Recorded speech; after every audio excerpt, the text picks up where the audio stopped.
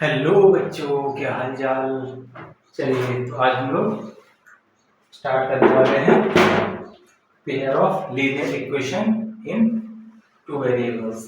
ठीक है, तो जैसा कि नाम ही है pair of linear equation. Pair मतलब दो की बात हो रही होगी, और लीनियर इक्वेशन मीन्स ऐसा इक्वेशन जिसकी डिग्री कितनी होगी, 1 होगी। ठीक है, मैक्सिमम पावर जिसमें वेरिएबल की मैक्सिमम पावर कितनी होगी, 1 होगी, तो उसको क्या बोलेंगे हम लोग, लीनियर। ठीक है, दूसरा इन टू वेरिएबल। अभी हम लोगों ने क्या किया था, पिछले क्लास में वन वेरिएबल की बात करी थी। ठीक है, जिसमें x था।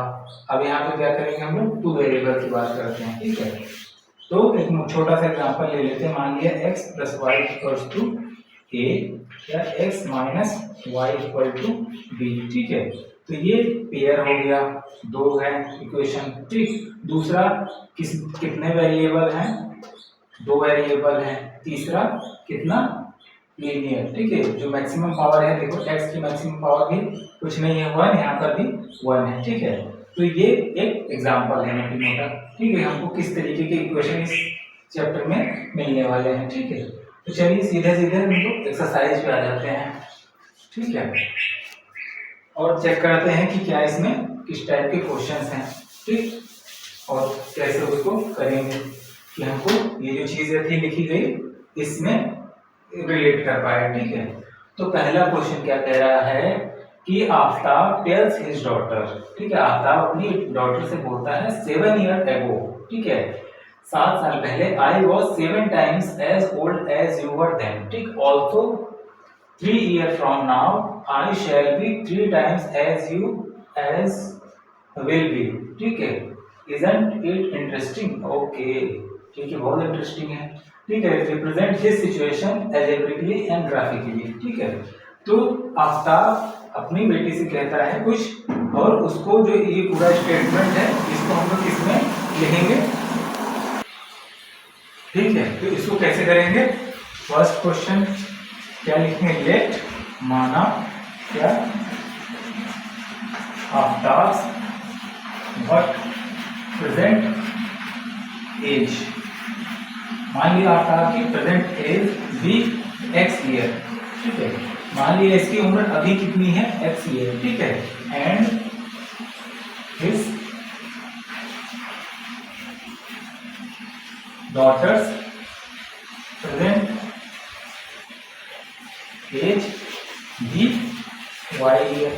ठीक है, हमको इसमें दो चीज माननी पड़ेगी। एक कह रहा है कि आफ्ताब की उम्र और उसकी बेटे की उम्र। ठीक है, तो दो वेरिएबल इसमें लेने पड़ेंगे। ठीक है, तो मान लिया आफ्ताब की उम्र कितनी है, अभी x ईयर है, और उसकी बेटी की या उसकी डॉटर की उम्र कितनी है, एज कितनी है, y ईयर। ठीक है, अब ठीक हमने मान लिया ये। अब कह रहे हैं 7 ईयर है वो, 7 साल पहले। देन क्या, व्हाट 7 ईयर अगो। अब बताइए 7 साल पहले आफ्ताब की एज कितनी रही होगी। जाहिर सी बात है, अभी की उम्र कितनी है, x year. Then 7 year ago Aftab age what, Aftab age be what x minus 7 year वो हम लोग बोल सकते हैं। एंड हिज डॉटर एज भी y माइनस 7। ठीक है, तो हम लिख सकते हैं कि 7 ईयर अगो, 7 साल पहले कितनी उसके आफ्ताब की उम्र कितनी रहेगी, x माइनस 7 ईयर, और उसके डॉटर की एज कितनी रही होगी, x minus y minus 7 year. ठीक है, तो हम अब इनमें रिलेशन दे रखा है क्वेश्चन में कि जो 7 ईयर पहले आफ्ताब की जो एज है वो क्या है, 7 गुनी है अपने डॉटर की एज से। तो हम लोग पहली सिचुएशन लिख सकते हैं, according to the situation. According to the situation क्या लिख सकते हैं, x minus 7 is equal to y minus 7 into 7 लिख सकते हैं। क्या ये आफ्ताब की उम्र है, 7 साल पहले की, उसकी बेटी की उम्र का कितना है, 7 गुना है। आफ्ताब की उम्र अपनी बेटी की उम्र का कितना है, 7 टाइम्स है। तो उसकी बेटी की उम्र उससे उम्र में कब बराबर होगी, जब उसके डॉटर के एज में हम लोग क्या करते हैं, 7 से 7 टाइम्स करते हैं, ठीक है। ओके,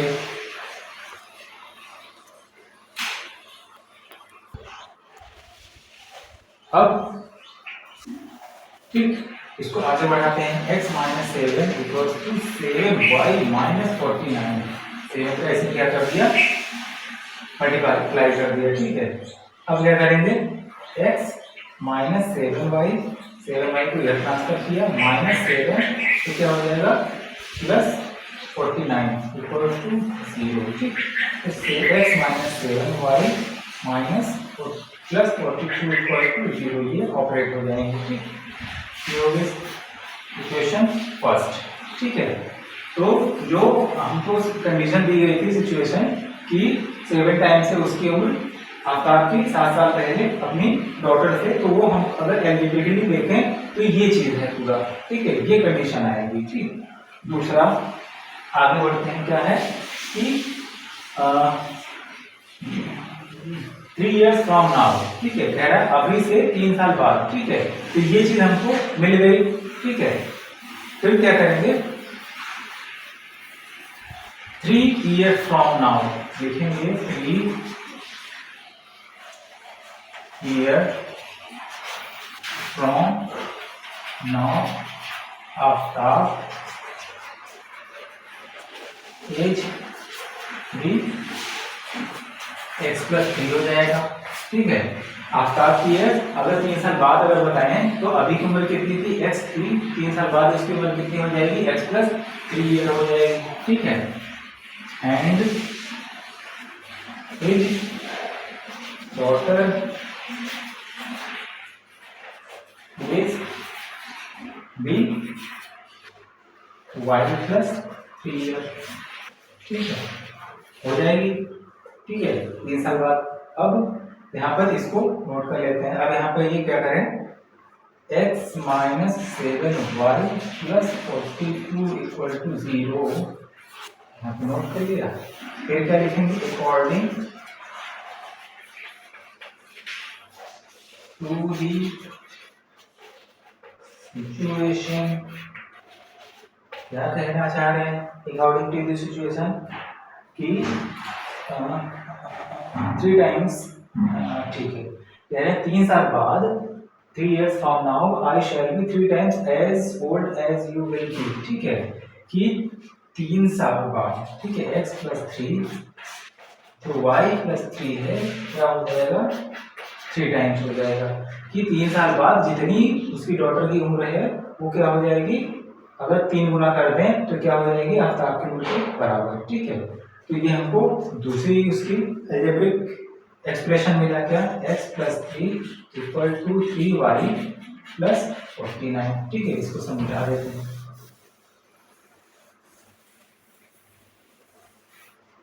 या x minus 3y plus 3 minus 9 equal to 0, ठीक है। x plus 3 x minus 3y plus 3 minus y equal to 0, ठीक, या x minus 3y minus 6 equal to 0, ये इक्वेशन है। तो ये हमको अलजेब्रिक एक्सप्रेशन मिला, क्या, जब उसकी उम्र कितनी होगी, 3 टाइम्स होगी, ठीक है, 3 साल बाद, ठीक है। तो ये हमको 2 आंसर्स मिल गए, ठीक है। जो दोनों कंडीशन थी उनके अलजेब्रिक एक्सप्रेशंस ये रहे, ठीक है। अब उसके बाद की क्या कहानी है कि एंड ग्राफिकली, अब इसको हमने अलजेब्रिकली जो भी एक सिचुएशन दी गई थी उसको हमने इस तरीके से तो लिख लिया, अब कह रहे इसको ग्राफिकली भी बताइए, ठीक है। ग्राफिकली बताने का क्या है कि हमको पता है ये क्या होता है, x minus 3y minus 6 equal to 0, ये ग्राफ पेपर होता है, ठीक है। उसमें क्या चीज होती है, x एक्सिस होता है, y एक्सिस होती है, ठीक है। उसमें क्या है, कुछ ये खाने बने होंगे, ठीक। तो अब ये थोड़ा हम रफ जैसा कर रहे हैं, ठीक है, क्योंकि बिल्कुल एक्यूरेट नहीं आ पाएगा, ठीक है। लेकिन ये समझने के लिए आप लोग जब ग्राफ पेपर पे करेंगे तो बिल्कुल बिल्कुल एक्यूरेट आएगा, ठीक है। तो ग्राफ पेपर पे इसको कैसे करेंगे, सबसे पहले इस सिचुएशन को हम लोग बताएंगे, ठीक है। तो इसमें क्या है, एक टेबल बनेगा, ठीक है, एक्स और वाई का, ठीक, जिसमें एक्स हम लोग कुछ आर्बिट्रेरी रखेंगे, फिर वाई की वैल्यू उसमें इसमें निकालना पड़ेगा, ठीक है। तो मान लिया एक्स की वैल्यू यहाँ पर क्या लिखा है हमने, 0 लिखा और मान लो 1 लिखा, ठीक है। तब वाई की वैल्यू क्या आएगी ये चेक करते हैं, ठीक। अगर एक्स की वैल्यू हम 0 लिख दें तो -7y, ठीक है, इज इक्वल्स टू -42 होगा, ये ट्रांसफर होगा, और y इक्वल टू कितना होगा, -42 अपॉन -7, ठीक है, ये कितना आ जाएगा 6 के बराबर। अगर 0 है x, अगर x 0 है तो y कितने के बराबर होगा, 6 के बराबर होगा, ठीक है। दूसरा, अगर हम 1 रख दें, x की वैल्यू 1 रखें, तब क्या है होगा, y की वैल्यू कितनी आएगी चेक करते हैं। तो यहाँ पर हम देखें तो क्या -7y प्लस ये और 1 मिलकर कितना हो जाएगा 43, ठीक है, इक्वल टू 0 या माइनस या 7y इक्वल टू कितना 43 या y इक्वल टू 43 अपॉन 7, ठीक, 43 अपॉन 7, ठीक, ठीक, ये मिल गया हमको। अब यहाँ पर हम कुछ ऐसा देखें कि कुछ ये होल नंबर नहीं, होल नंबर आ जाए, ठीक है, ये जैसे रेशनल नंबर है, ठीक है, होल नंबर टाइप का है, ठीक है। क्यों, क्योंकि हमने जो यहाँ पे मार्किंग कर रखी है ये होल नंबर की कर रखी है, 1 2 3 4, ठीक है, ऐसा। ये एक्स एक्सिस है, ये क्या होगा माइनस एक्स एक्सिस, ये एक्स डैश, इसमें वैल्यूज क्या होंगी -1 -2 -3, इस टाइप से, ठीक। तो अब चेक करते हैं, ऐसा कोई वैल्यू रखे इसमें कि ये कुछ होल नंबर टाइप का है, तो 7 रख के चेक करते हैं। अगर हम इसको 7 लिख दें तो क्या हो जाएगा, 7 और 42 मिलकर कितना होगा 49, ठीक, -7y इक्वल्स टू -49, ठीक है, अब y इक्वल्स टू 7 रखने पर हमको क्या मिलेगा, इसकी वैल्यू आ जाएगी 7। तो हम लोग दो वैल्यूज कंसीडर करेंगे, ठीक, 7 7 0 और 6, ठीक है। अब यहाँ पर चेक करते हैं कि इस एक्सप्रेशन को अगर हम लोग ग्राफिकली अगर बनाएं तो कैसा क्या होगा, ठीक है। तो x 0 पर y कितना है 6, y पॉजिटिव है, पॉजिटिव y ऊपर होता है, ठीक, 1 2 3 4 5, मान लिया यहाँ पर नहीं 6 आएगा, ठीक है, ठीक है। तो इसको हम यहाँ पर थोड़ा शिफ्ट कर देते हैं, x -3y -6 इक्वल टू 0, ठीक,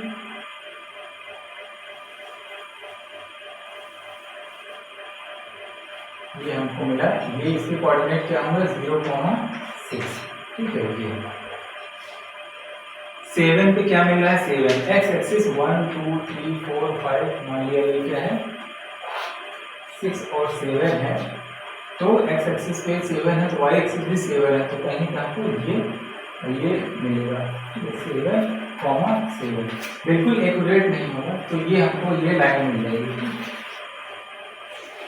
ये लाइन मिलेगी, ठीक। तो इस एक्सप्रेशन को हमने ग्राफिकली अगर देखें तो ये लाइन मिल जाएगी, ठीक है। दूसरा, अब इसके लिए सॉल्व करते हैं, ठीक। इसको सॉल्व करने का क्या है, बिल्कुल वही सेम टेबल इसकी भी बनेगी, ठीक। एक्स वाई, एक्स क्या ले लें 0, अगर x 0 लिया आर्बिट्रेरी 0 तो y की वैल्यू कितनी आएगी -3y इक्वल्स टू 6, तो y इक्वल टू कितना -2 आएगी, ठीक है। चलिए अब क्या ले लें कि कुछ हमको होल नंबर टाइप का मिले, ठीक है। क्या इसकी वैल्यू 3 ले ले, 3 ले के चेक करते हैं, अगर 3 ले लिया तो कितना होगा 3 और ये -3y is equals to 3, -3 plus 3 क्या होगा -3, इधर ट्रांसफर होगा +3, तो y की वैल्यू कितनी -1, ठीक है। तो ये जो हमको कोऑर्डिनेट मिले x 0 पर y -2, x 0 पर y क्या है -2, 0, -2, x 3 पर 1 2 3 पर y -1, ठीक है, -1, ठीक, 3, -1, ठीक है। तो हमको ये मेरी लाइन क्या ये ये मिल गई, ठीक है। तो हम देख पा रहे हैं कि इसका सॉल्यूशन ये ग्राफिकली हमने ये चीज है। अगर ग्राफ पेपर बनाएंगे तो बिल्कुल और एक्यूरेट बनेगा, सुंदर बनेगा, ठीक है। ये हमने रफली यहाँ पर एक अपने अप्रॉक्सीमेट वैल्यूज लेके इसको करने की कोशिश करी, इसको सॉल्व करने की कोशिश करी कि ये होता कैसे है क्वेश्चन, ठीक है। तो जो भी सिचुएशन दी रहेगी उसमें क्या हम लोग मानेंगे, सबसे पहले आर्बिट्रेरी एक्स और वाई लेंगे, ठीक है, और उसको हम लोग फिर एक्सप्रेशंस में सिचुएशन के हिसाब से लिखेंगे, ठीक है। चलिए अब नेक्स्ट क्वेश्चन देखते हैं क्या है।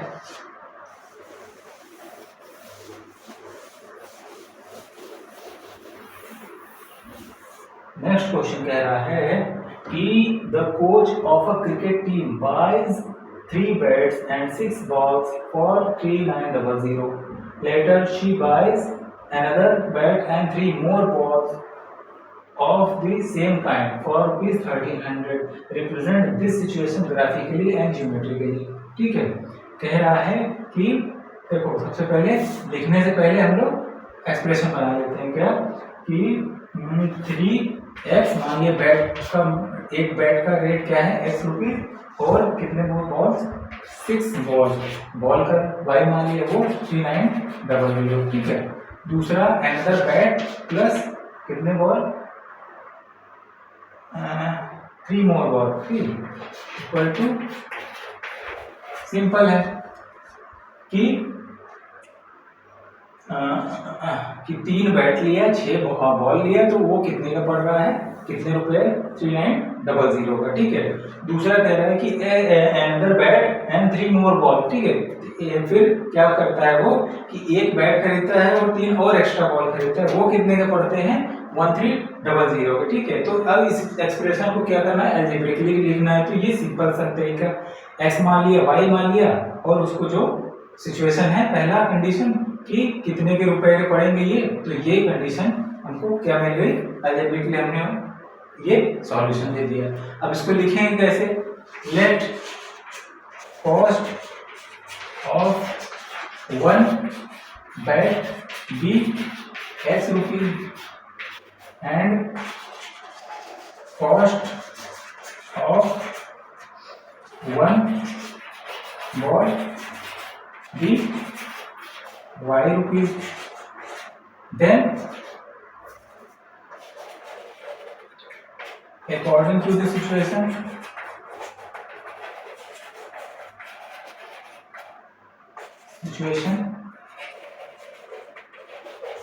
अगर फर्स्ट सिचुएशन की बात करें तो हमको ये मिलेगा, उसी तरीके से सेकंड सिचुएशन की बात करेंगे तो ये मिलेगा, ठीक है। सिंपल सी बात है, हमको क्या करना है, आर्बिट्रेरी हमको 2 वेरिएबल चूज करने होंगे, ठीक है। फिर उसके बाद जो भी कंडीशन दी गई है उसमें हमको इसको फिट करना है, ठीक।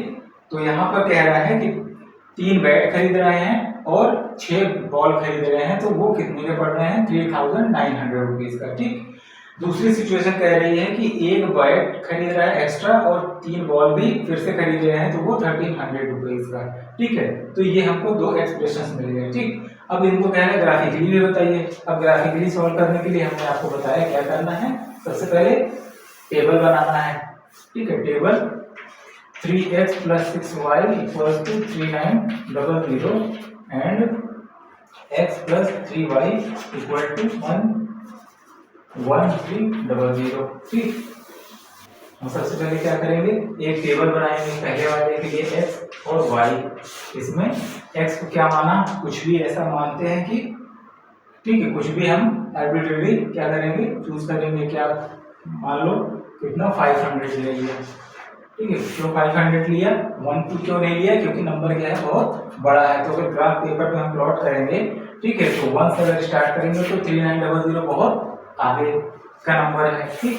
तो हम लोग क्या करेंगे, उसमें ऐसे नंबर क्या करेंगे जो उसमें बॉक्सेस रहेंगे, तो उनको हम लोग मोटा मोटा नंबर क्या 100 200 टाइप का लेंगे, या फिर 500 भी ले सकते हैं, ठीक है। तो अभी हम देखते हैं कि यहाँ पर वैल्यू अगर 500 लेंगे तो ये y की वैल्यू कितनी आएगी, ठीक। तो उसके हिसाब से हम लोग ग्राफ का मैनेजमेंट करेंगे, ठीक। अगर x की वैल्यू 500 लिया तो ये 3x कितना हो जाएगा, फटाफट बताइए कितना, 3000 हो जाएगा, नहीं 5 3 का 1500, 500 into 3 1500 plus 6y equals to 3900 या 6y equals to 3900 minus 1500, 3900 1500 minus करते हैं 00412, ठीक है, 9542, ठीक।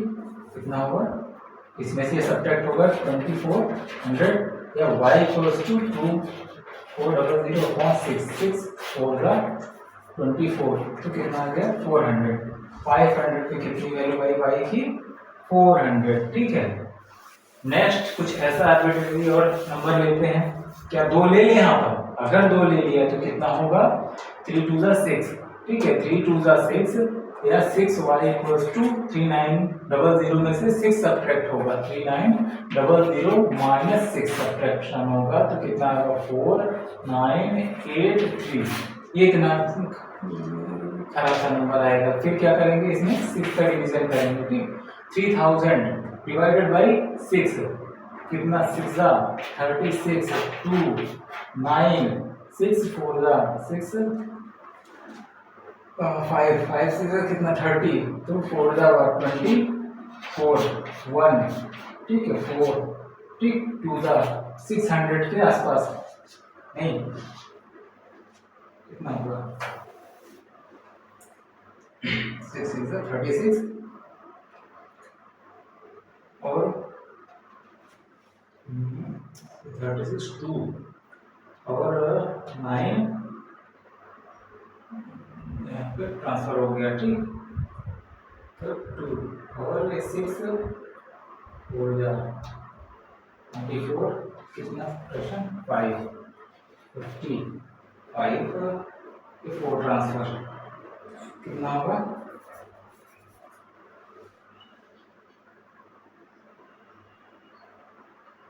9 टाइम्स। अगर हम 6 ले तो कितना होगा, चलो इसको भी ले लेते हैं, 6 6 4 9, ठीक, चलो इसको भी हमने ले लिया। आगे अभी ग्राफ बनाएंगे तो उसमें हम देखेंगे ये कैसे कहाँ लाई करेगा, ठीक है। चलिए दूसरा एक और नंबर ऐसा लेते हैं कि वो कैसा, इस राउंड ऑफ टाइप का मिले, ठीक है, 49 जैसा नहीं, ठीक। तो क्या करें, इसमें 200 लिख सकते हैं, 200 अगर लिख लिया तो, या 300 ले लेते हैं, ठीक। x की वैल्यू कितना ले लें, 3 3 3 का 900, ठीक, तो 3 3 का 900 और सब्ट्रैक्ट हो जाएगा 6y इक्वल्स टू कितना, ये 900 उधर ट्रांसफर हो जाएगा 3900 माइनस 900, ठीक, या 6y इक्वल टू 3000 या y इक्वल टू 500, ठीक है, 6 5 30 00, तो ये 300 को क्या आ गया 500, ठीक। चलिए ये हमको मिल गया, ठीक। अब इसका क्या करें, हम एक टेबल बनाते हैं। हमको पता है 500 400 बहुत बड़े बड़े नंबर हैं, तो हम जो ग्राफ प्लॉट करेंगे 1 2 3 4 5, जो कि उसमें हम नंबरिंग करेंगे, ठीक है, जो मानक लेंगे तो वो पैमाना हम बड़ा ले लेंगे, ठीक है, 100 200 300 400 500, ठीक, -100 -100 -200 -300, ठीक है, -400, ठीक, plus plus plus plus plus ये 100 100 200 300 400, ठीक है, और नीचे वाले सारे निगेटिव में चले जाएंगे, ठीक, -100, तो 500 पे कितना है +400, 1 2 3 4 5 पे कितना है +400, ठीक है, ये आपको मिलेगा 500 400, ठीक है। 300 पे कितना है 500, तो यहाँ पर नहीं मिलेगा आपको, 300 500, ठीक है।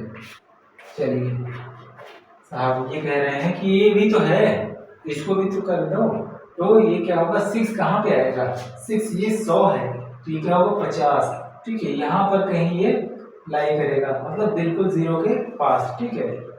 6 है, अब इसमें कितने बॉक्सेस करने पड़ेंगे, कितने हिस्से करने पड़ेंगे, 100 हिस्से। 100 हिस्से का क्या है, छठा हिस्सा यहाँ पर, ठीक है। और ये 4649 ये भी लाई करेगा हम इतने सहूलियत के लिए, ठीक है। 1 2 3 4 500 और ये 649 है, मतलब ये कहीं आधा है, ये 600 हो जाएगा, ये है 500, ठीक है। अगर ये 700 इसका यहाँ पे होगा तो ये 649 कहीं यहाँ पर होगा, तो ये बिल्कुल यहाँ के पास आ जाएगा नंबर, ठीक है। अब इन तीनों को मिलाएंगे हम, तो हमको ये जो एक्सप्रेशन है ये सॉल्व हो जाएगा क्या, ग्राफिकली, ठीक है। ये तीनों एक ही लाइन पे लाई करेंगे, ठीक है। हमने तो ये मोटी मोटा रफली बनाया है, जब इसको हम सॉल्व करेंगे किस पे, ग्राफ पेपर पे, बिल्कुल एग्जैक्ट ये सीधी लाइन मिलेगी, ठीक है। चलिए दूसरे कंडीशन के लिए हम लोग सॉल्व करते हैं, क्या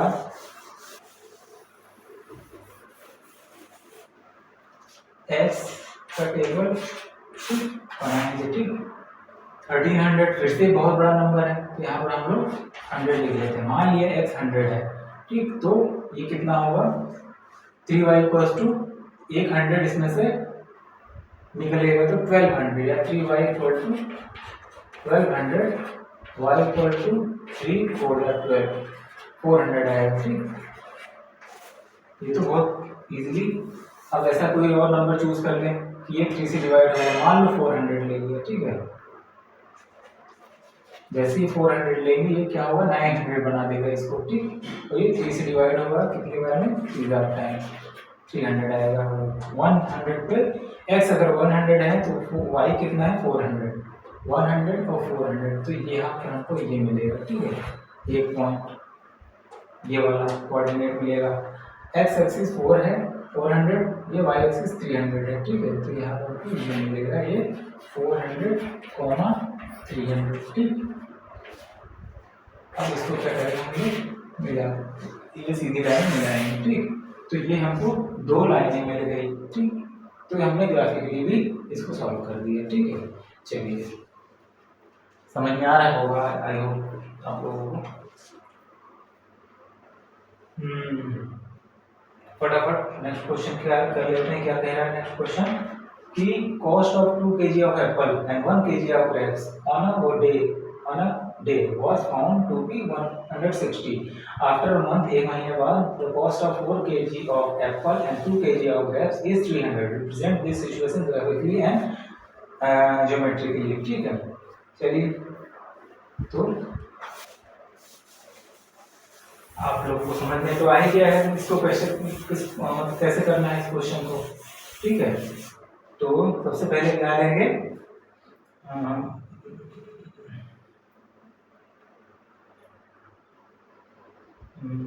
cost of 2 kg apple and 1 kg of grapes on a day was found to be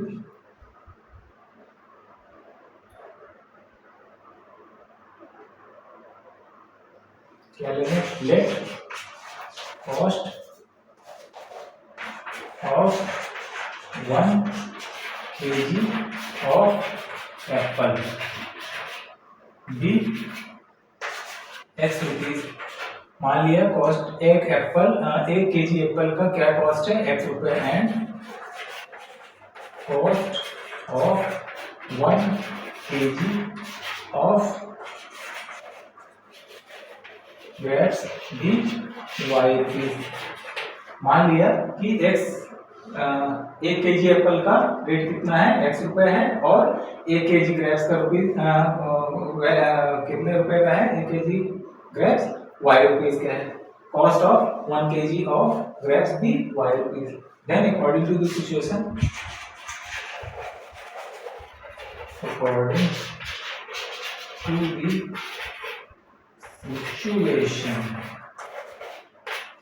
according to the situation क्या कह रहे हैं, 2x plus y equal to 160, ठीक है। 2 kg एप्पल 1 kg ग्रेप्स 160 रुपये का। दूसरे दिन किसी दूसरे दिन गया तो मार्केट में महंगाई लग गई थी, ठीक है। 4 kg मतलब 4x एप्पल है और 2 kg ग्रेप्स है, तो कितना है 300 रुपये का, ठीक है। तो ये हमने क्या करा, इसको अलजेब्रिकली लिख लिया क्या कि 4 kg क्या है एप्पल है, 2 kg क्या है ग्रेप्स है, वो 300 रुपये का है, ठीक है। हमको दो इक्वेशन मिली है और ये क्या हुआ, हमने सिचुएशन को क्या कर लिया अलजेब्रिकली सॉल्व कर लिया। अब इसको ग्राफिकली कह रहा है बताने को, पता है हमको क्या करना है, सबसे पहले टेबल बनाना है एक्स वाई में, ठीक है। एक्स वाई इसके लिए टेबल बनाते हैं। अगर एक्स की वैल्यू क्या लिखते हैं हम, ये 160 है, यहाँ पर कुछ 10-20 टाइप का नाम लिखते हैं, ठीक है। मान लिया इसमें इसका नाम लिख दिया हमने 10, ठीक। एक्स की वैल्यू हमने 10 ले लिया तो ये हो गया 20, ठीक। अगर ये 20 हुआ तो ये सब्ट्रैक्ट होगा इसमें, तो कितना होगा 140, ठीक है। 50 लिख लेते हैं, ठीक। तो 50 पे ये क्या हो जाएगा 100 इधर ट्रांसफर होगा, ये कितना हो जाएगा 60, ठीक है। 50 पे कितना आ गया 60, चलिए इसके लिए मिल गया हमको। अब दूसरे वाले के लिए करते हैं। अगर x की वैल्यू हम कितनी ले लें, मान लिया 30 फॉर द 120, तो 300 माइनस 120 कितना होगा 180 में, ठीक। 180 डिवाइडेड बाई 2 कितना होगा 90, ठीक है। चलिए अब x की वैल्यू हम 40 ले लेते हैं। 4 4 द 160, 300 माइनस 160 कितना 140 है ना, ठीक है। 140 डिवाइडेड बाई 2 कितना 70, 740 कितना आ गया 70 आ जाएगा, ठीक। अब ये हमको मिल गए क्या चीज, दो कोऑर्डिनेट मिल गए। अब इसको हम लोग ग्राफिकली सॉल्व कर लेते हैं। क्या फिर से वही चीज पास इसमें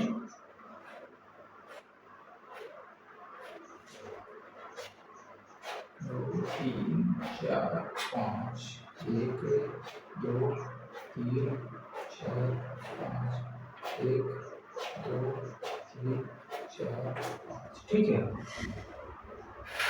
तो x 10 है, ठीक है।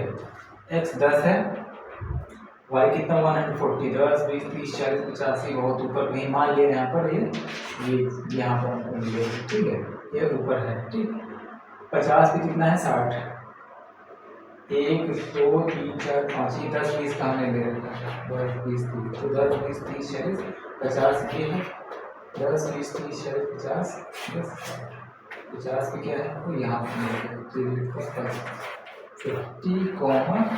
50,60, ठीक है। एक और ले लेते हैं क्योंकि ये इसके हिसाब से ये मिलेगा नहीं क्योंकि ये ऊपर है, ठीक है। तो कोई हमको एक और नंबर ले लेते हैं। मान लिया वाह क्वेश्चन ही गायब हो गया, हमारा सॉल्यूशन ही गायब हो गया इक्वेशन। तो चलिए मान लिया ये यहाँ पर ऊपर कहीं होगा तो हमको कहाँ से मिलेगा, ये लाइन मिलेगी, ठीक है। चलिए दूसरा 30 पे 90, 30 एक लो 30 पे कितना 90, 10 20 30 40 50 60 70 80 90, ठीक। यहाँ पर कहीं मिलेगा 40 पे 70, 40 पे 10 20 30 40 50 60 70, ठीक है। 40 पे 70, 40 पे 70 मिलेगा, तो ये हमको ये वाली लाइन मिलेगी, ठीक है। तो ये ग्राफ पे बनाएंगे तो बिल्कुल एक्यूरेट आएगा और ग्राफ पेपर पे हमको ये यहाँ 140 तक भी मिल सकता है, ठीक है। हम क्या करें, एक कोई दूसरा नंबर भी इसको लेके हमको 3 नंबर भी लिख सकते हैं, ठीक है, जिससे कि ग्राफ हमारा जो डायग्राम है लाइन है वो ग्राफ के अंदर आ जाए, ठीक है। चलिए तो अभी तक हम लोगों ने ये चीज समझा कि अगर दो वेरिएबल में किस तरीके से हम लोग एक्सप्रेशन लिखते हैं, ठीक है। अब बात करते हैं इसके सॉल्यूशन की, ठीक है।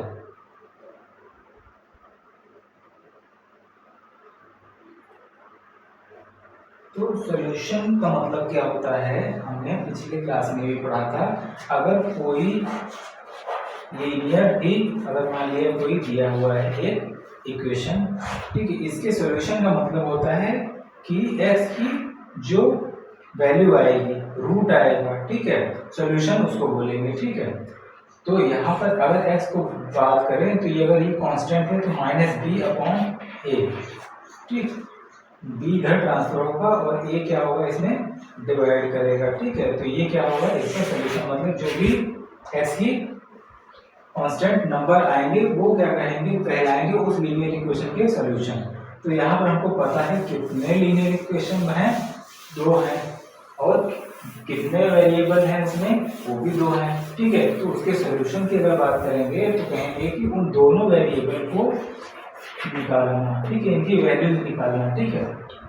तो अगर मान लिया उसके हम प्रॉपर्टी की अगर बात करें, मान लिया कोई है a1x b1y plus c1 equal to 0, एक अलजेब्रिक लीनियर इक्वेशन ये है a2x plus b2y plus c2 equal to 0, दूसरा लीनियर इक्वेशन ये है, ठीक है। अगर कहें इनका सॉल्यूशन बताइए, ठीक है, हमको सॉल्यूशन का क्या मतलब पता है कि x और y की वैल्यूज क्या आएंगी, ठीक है, नंबर्स में, ठीक है। तो अगर हम कहें कि चलिए ठीक है वो तो हम निकालेंगे ही, हम उसको पहले ही बता दें कि वो किस टाइप का होगा, ठीक है। तो किस टाइप का होगा तो वो बताने के लिए अगर हम 3 कंडीशन है। पहली कंडीशन, अगर a1/a2 does not equal to b1/b2, अगर हमको कोई अलजेब्रिक एक्सप्रेशन दिया गया है तो उसके हम लोग जो भी कोफिशिएंट है x y के, ठीक है, तो यहाँ पर एक स्टैंडर्ड फॉर्म में लिख रखी है a1 b1 c1 कौन है, पहले जो इक्वेशन के x y और कांस्टेंट टर्म्स के, कांस्टेंट टर्म और x y के जो कोऑर्डिनेट हैं, ठीक है, ठीक। अगर ये आपस में बराबर नहीं है तो जो सॉल्यूशन आएगा सॉल्व करने पे, इन दोनों को जो सॉल्व करने पे सॉल्यूशन आएगा वो क्या होगा, यूनिक सॉल्यूशन होगा। यूनिक मतलब x और y के सिर्फ एक ही ऐसे वैल्यूज होंगे मान, ठीक है।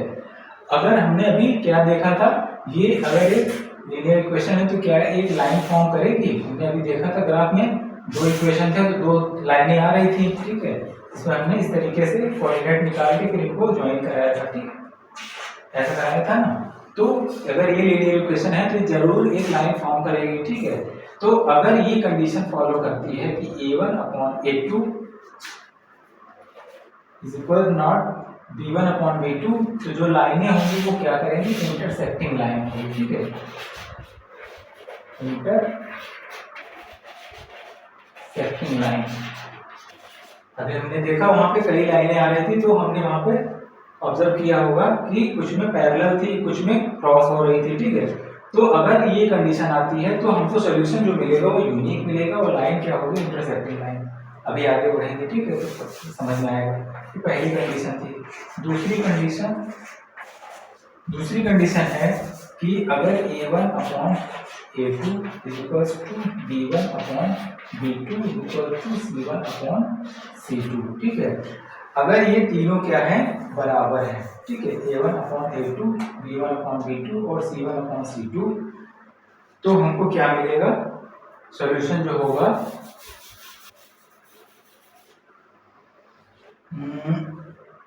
ठीक है, वो जो सॉल्यूशन होगा, एक मिनट, वो मिलेगा हमको, दोनों लाइनें आपस में क्या करेंगी, ओवरलैप करेंगे, ठीक है। तो उसका सॉल्यूशन होगा इनफाइनाइटली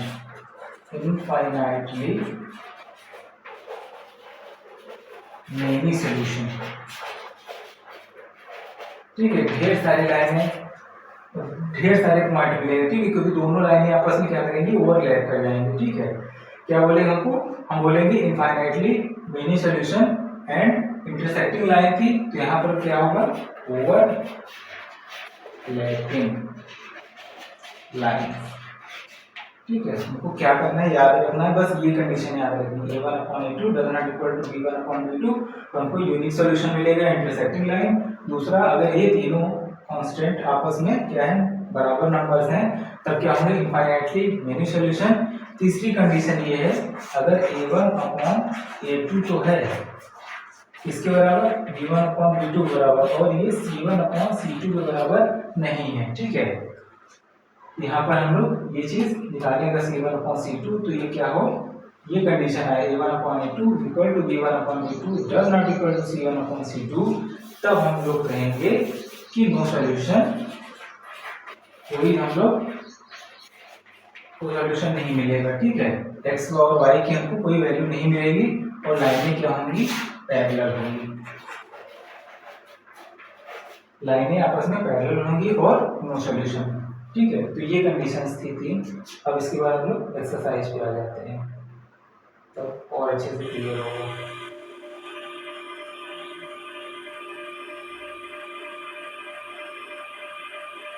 एक्सरसाइज कह रहा है कि from the pair of linear equation in the following problems and find their solution graphically, ठीक। अच्छा, अब यहाँ पर सॉल्यूशन ग्राफिकली बताना है। ग्राफिकली हम लोग क्या करेंगे कि हम लोग सबसे पहले ये चेक कर लेंगे इस कंडीशन से कि हम लोग को कैसा सॉल्यूशन मिलेगा, ठीक। तो पैरेलल लाइन जैसे रिकॉर्ड कर लेते हैं, parallel line no solution,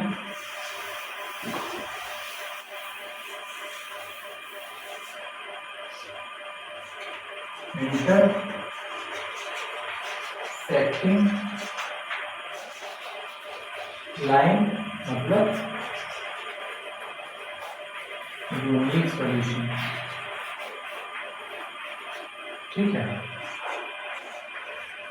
overlapping line इसका मतलब क्या है, इनफाइनाइटली मेनी सॉल्यूशन,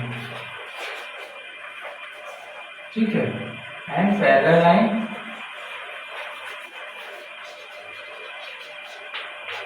क्या होगा,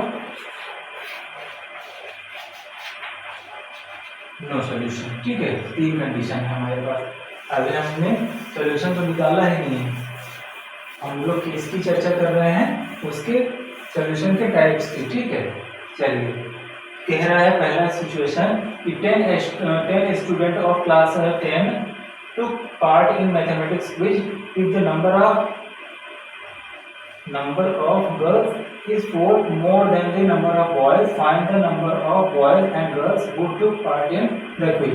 अब यहाँ पे कह रहा है कि नंबर ऑफ बॉयज और नंबर ऑफ गर्ल्स का नंबर निकालना, ठीक है। इसमें दिया नहीं है लेकिन ये सिचुएशन दे रखी है, तो लेट क्या पहली सिचुएशन, लेट हम लोग क्या लिख लेते हैं, नंबर ऑफ बॉयज, मान लिया नंबर ऑफ बॉयज भी x, एंड यहाँ तो हमको 2 मानना ही पड़ेगा, एंड नंबर ऑफ गर्ल्स भी y, ठीक है। तो हमको पहली सिचुएशन मिली x + y = 10, कितने बच्चे हैं, 10 बच्चे हैं, ठीक है। तो जाहिर सी बात है अगर x बच्चे लड़के हैं और y गर्ल्स हैं तो इनको अगर ऐड कर दें तो कितना होगा, 10 के बराबर होगा। ये पहली सिचुएशन में मिली। दूसरा कह रहा है कि नंबर ऑफ कितने, number of girls is 4 more than the number of boys, number of girls कितनी है, y कितनी ज्यादा है बॉयज से, 4 ज्यादा है, ठीक है। अगर नंबर ऑफ बॉयज में हम लोग क्या कर दें, 4 ऐड कर दें तो नंबर ऑफ गर्ल्स के बराबर हो जाएगा, ठीक। तो हमको दूसरी कंडीशन ये मिल गई, ठीक। चलिए, अब कह रहे हैं कि इसको सॉल्व करना है कैसे, ग्राफिकली, ठीक है। तो अगर हम इसको ग्राफिकली सॉल्व करना चाहें तो हम लोग को क्या करना पड़ेगा, सबसे पहले टेबल बनाना पड़ेगा, ठीक है। और टेबल कैसे, चलो यहाँ पर बनाते हैं। x पहले सिचुएशन के लिए क्या बनाएंगे, टेबल। अगर x की वैल्यू क्या लिखी थी हमने, 0, तो y की वैल्यू कितनी आ जाएगी, 10। अगर x की वैल्यू 1 लिख दी तो y की वैल्यू कितनी आ जाएगी, 9, ठीक है।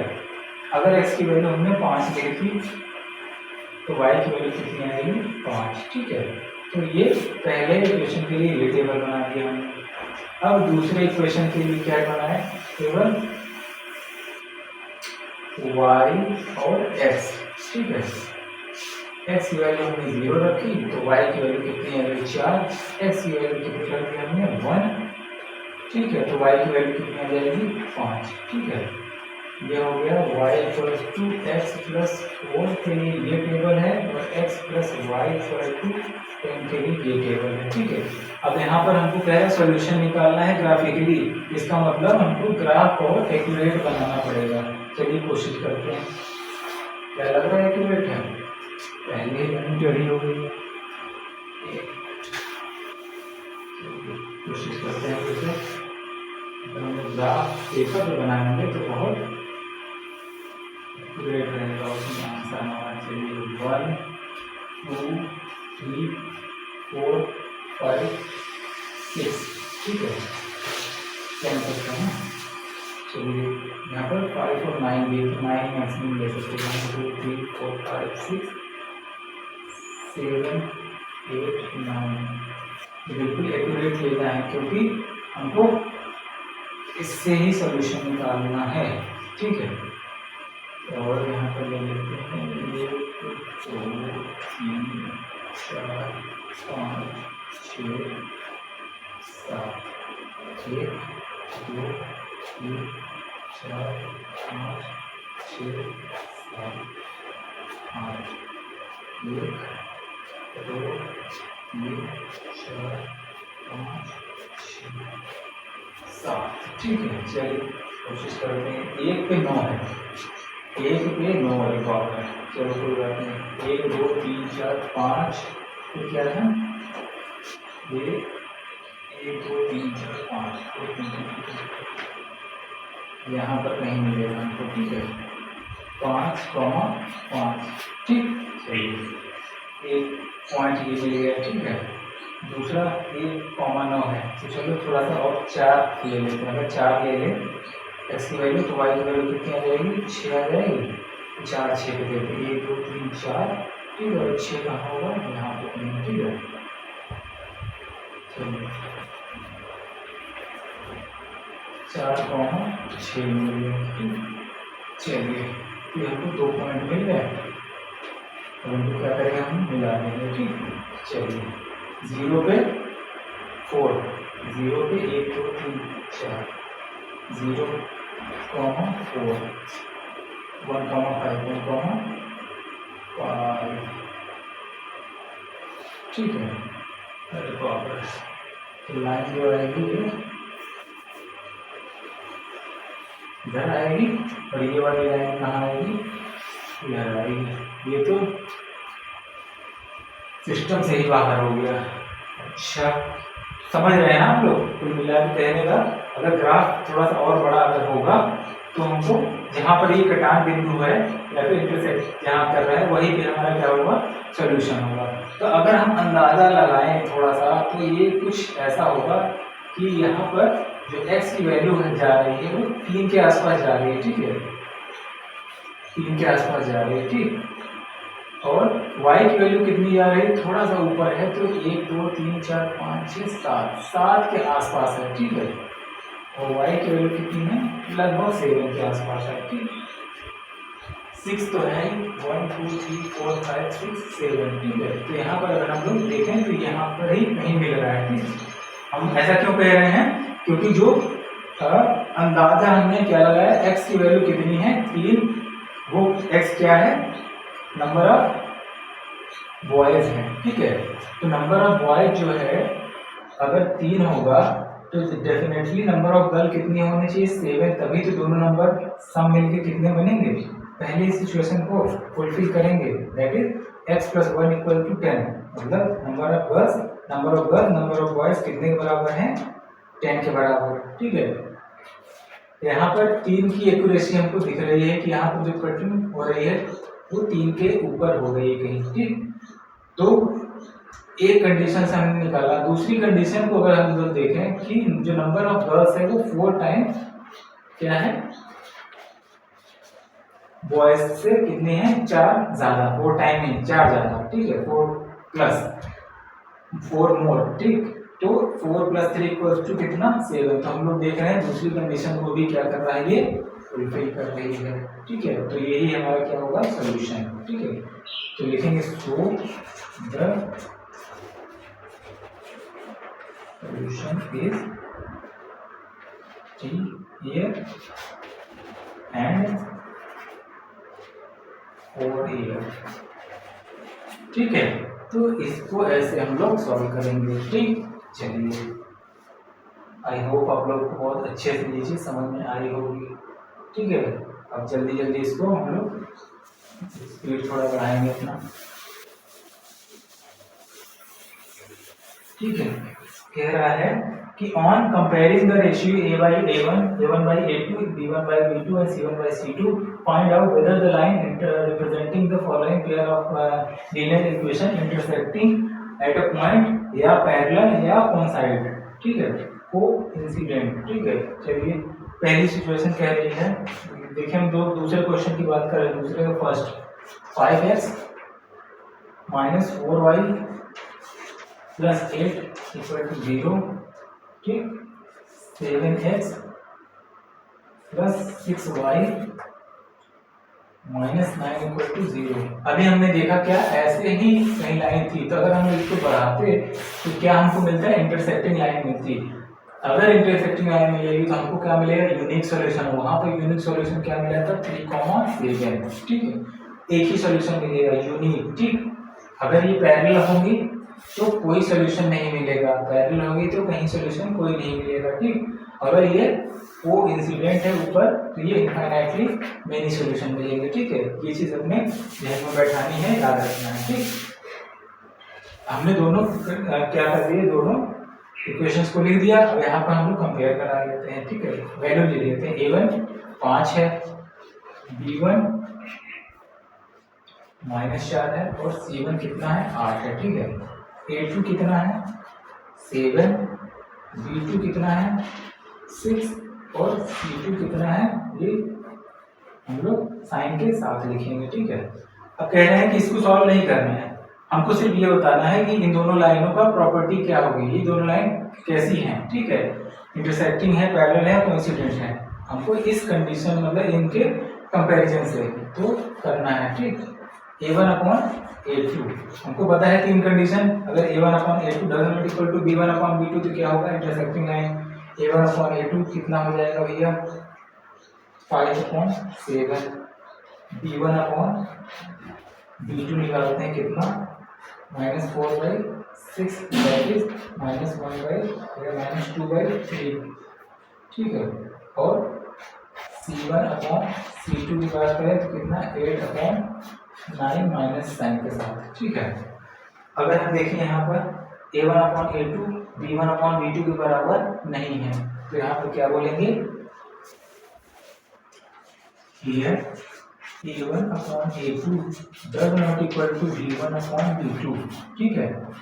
a1/a2 5/7, b1/b2 -2/7, दोनों प्राइम नंबर के क्या है, रैशनल नंबर, ठीक है। तो ये बराबर नहीं है, तो क्या बोलेंगे, here a1/a2 does not equal to b1/b2, so क्या बोलेंगे, लाइन आर शाबाश, क्या इंटरसेक्टिंग, काम खत्म। हमको ये सॉल्यूशन मिल गया डेफिनेटली। a1/a2 b1/b2 बराबर नहीं है, c1/c2 के बराबर भी नहीं है, ठीक है। दूसरी कंडीशन क्या थी, अगर a1/a2 is equal to b1/b2 is equal to c1/c2, तो हम क्या था, वो क्या था, कोइंसिडेंट, मतलब इनफाइनाइटली मेनी सॉल्यूशन। तीसरा, अगर ये दोनों बराबर हैं, इसके बराबर नहीं है तो क्या, नो सॉल्यूशन, ठीक है। तो हमको इस तरीके से आ गया समझ कि हम इस कंडीशन को तीनों लिखेंगे और बता देंगे कि वो लाइनें कैसी हैं, ठीक है, लाइनों की प्रॉपर्टी कैसी है, ठीक है। अब आते हैं हम लोग नेक्स्ट क्वेश्चन पे, on comparing the ratios a1/a2। अब इसको जो बचे रहे हैं उनको अपने से करिए, b1/b2 c1/c2, find out whether the following pair of linear equations are consistent और इनकंसिस्टेंट। तो कंसिस्टेंट का मतलब होता है कि कोई सॉल्यूशन है, ठीक है, मतलब अगर इंटरसेक्टिंग है या कोइंसिडेंट है तो क्या होगा, कंसिस्टेंट। ठीक है, मतलब अगर कोई सोल्यूशन मिल रहा है या तो यूनिक मिल रहा है या तो इनफाइनाइटली मैनी, तो वो क्या बोलेंगे, उसको कंसिस्टेंट बोलेंगे। अगर पैरेलल है मतलब कोई सोल्यूशन नहीं है तो उसको क्या बोलेंगे, इनकंसिस्टेंट। ठीक है, तो ये चीज समझने वाली बात है। तो हमको क्या करना है, उसमें क्वेश्चंस दे रखे हैं, ठीक है, तो उसका हम लोग क्या करेंगे, यही चीज निकालेंगे, A1 A2 B1 B2 C1 C2 निकालेंगे। उसके बाद क्या करेंगे, कंपेयर कराएंगे, मतलब तीन जो कंडीशंस दे रखी हैं, अगर ये कंडीशन फॉलो करती है तो लाइन आर इंटरसेक्टिंग, अगर लाइन इंटरसेक्टिंग है तो दे हैव सॉल्यूशन। कैसे सॉल्यूशन, यूनिक सॉल्यूशन। अगर सॉल्यूशन है यूनिक ही है, इनफाइनाइटली मेनी है, तो ये क्या होगा, इनकंसिस्टेंट हो जाएगा या कंसिस्टेंट हो जाएगा।